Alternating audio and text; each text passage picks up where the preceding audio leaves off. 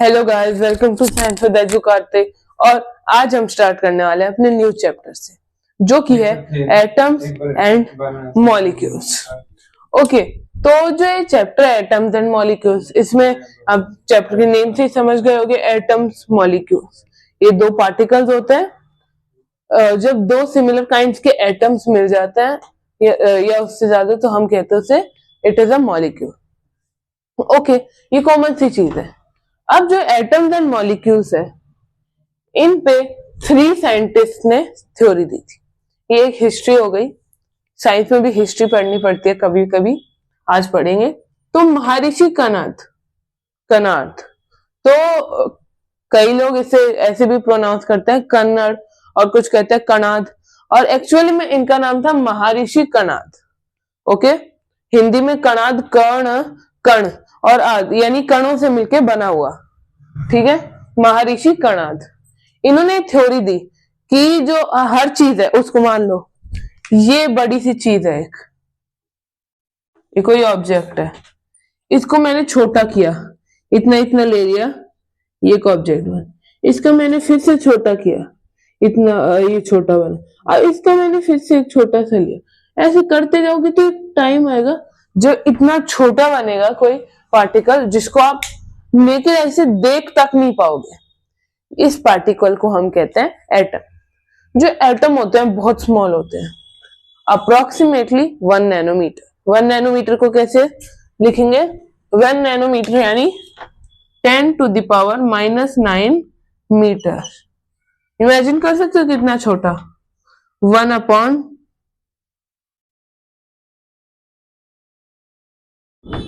इतने metres, imagine कर सकते हो इतना छोटा। नेकेड आई से क्या, माइक्रोस्कोप भी इन्वेंट नहीं हुई आज तक जिसे आप देख पाओ। इसको महर्षि कणाद ने नाम दिया परमाणु। ओके, इसके बाद आए डेमोक्रिटस एंड ल्यूकिपस। इन्होंने क्या कहा, इन्होंने सेम ही चीज रिपीट की कि हमें भी बस यही कहना चाहते हैं, बस एक चीज एक्स्ट्रा बोल दी। ये जो पार्टिकल थे इनको नाम दे दिया एटम। अब फिर आया हमारा एंटोन लेवोइजर।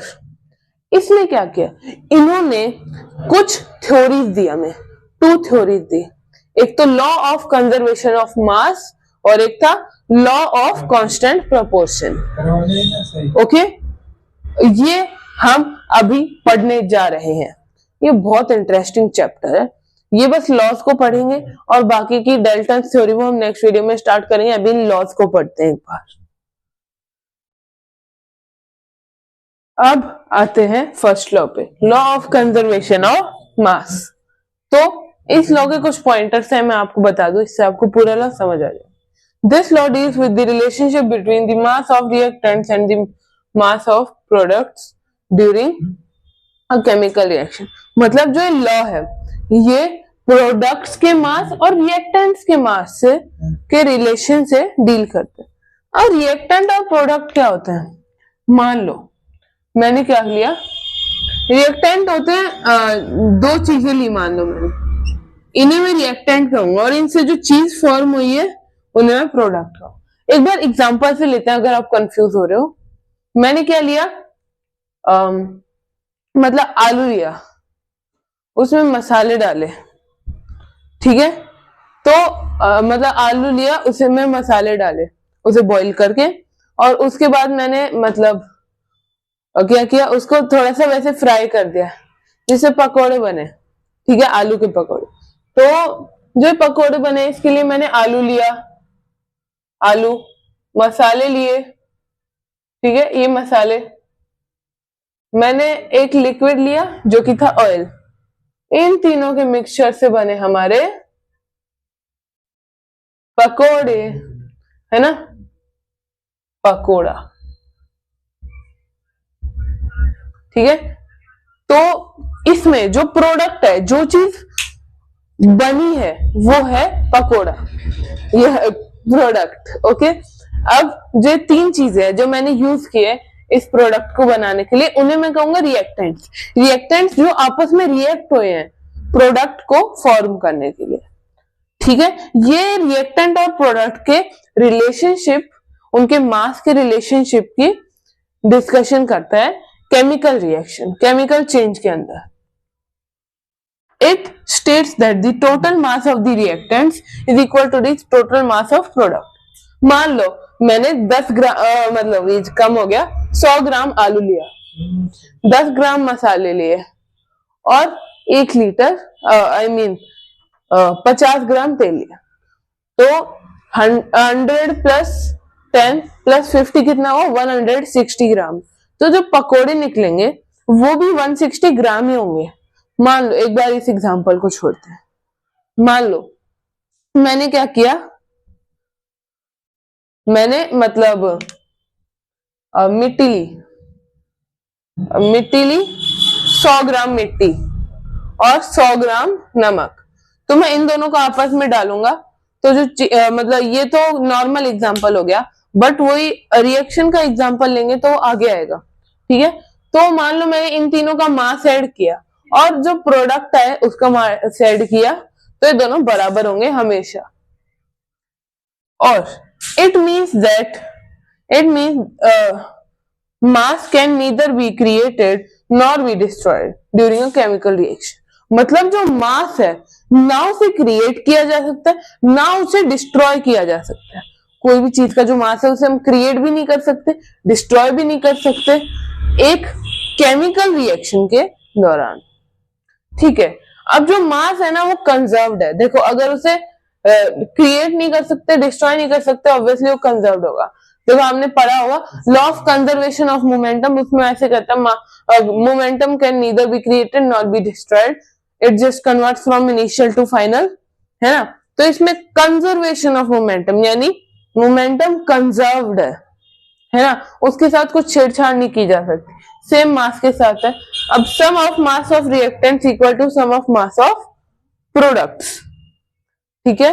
मान लो मैंने क्या ली, 10 ग्राम हाइड्रोजन ली, है ना, और 80 ग्राम मैंने ऑक्सीजन ली, तब जाके मिलके हमारा बनेगा H2O। कितने ग्राम, 90 ग्राम वाटर बनेगा। 10 ग्राम हाइड्रोजन, 80 ग्राम ऑक्सीजन से हमारा 90 ग्राम वाटर बनेगा। ऑब्वियस सी बात है। अब ये वाला तो हमारा पूरा हो गया। अब हम आएंगे सेकंड लॉ पे। सेकंड लॉ क्या है, law of constant proportion. Okay, अब नेक्स्ट टॉपिक पे आते हैं, जो कि हमारा next law of constant proportion.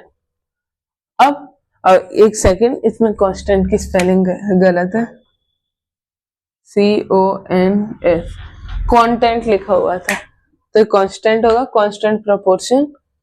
इसको हम लॉ ऑफ डेफिनाइट प्रोपोर्शन भी कहते हैं। ओके, डेफिनाइट यानी सेम और कांस्टेंट यानी वो भी सेम। मतलब कांस्टेंट है कि कोई चीज अगर कांस्टेंट है तो वो हर जगह पे एक ही रहेगी, एक जैसी रहेगी।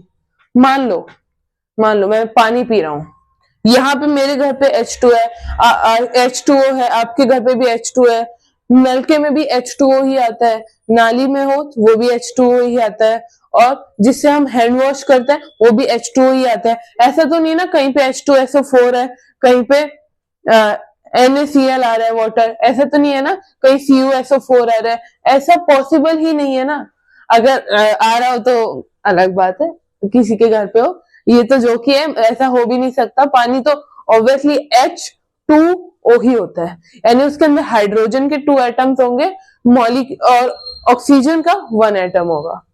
ओके, अब इट स्टेट्स दैट, ये क्या स्टेट करता है, in a pure chemical substance, एक कोई प्योर केमिकल सब्सटेंस है, the elements are always present in a definite proportion. मतलब उसके अंदर जो एलिमेंट्स है वो एक डेफिनेट प्रोपोर्शन में ही प्रेजेंट होंगे बाय मास, अपने मास के हिसाब से। ऐसे नहीं कि H2O है तो वो H2O ही रहेगा और कुछ नहीं रहेगा। ऐसे नहीं है कि वो H3O है या H2O2 है, H2O2 तो कुछ और ही बन जाता है। ओके, मान लो एक एग्जांपल से समझते हैं ये चीज। H2O है, ठीक है, तो इसमें बाय मास लिखा है, यानी एटॉमिक मास के हिसाब से। मान लो मैंने 2 ग्राम हाइड्रोजन ली, 2। अब वैसे हाइड्रोजन का एटॉमिक नंबर कितना होता है, हाइड्रोजन का एटॉमिक नंबर होता है 1, और हाइड्रोजन के 2 एटम्स है तो 2 हो जाएगा, और ऑक्सीजन है इसका होता है 16, तो is to 16, क्योंकि इसका 1 ही एटम है, तो 2:16 यानी 1:8 आ जाएगा। इनका जो प्रपोर्शन है हाइड्रोजन मतलब हाइड्रोजन डाइहाइड्रोजन मोनोऑक्साइड इसे बोला जाता है, ये थोड़ा कंफ्यूजन हो गया। डाइहाइड्रोजन यानी 2 हाइड्रोजन, मोनोऑक्साइड यानी एक ही ऑक्सीजन, तो डाइहाइड्रोजन मोनोऑक्साइड इसका जो वाटर कहते हैं H2O भी कहते हैं, इसका जो वो होगा मतलब मास बाय मास प्रपोर्शन वो होगा 1:8, 1:8।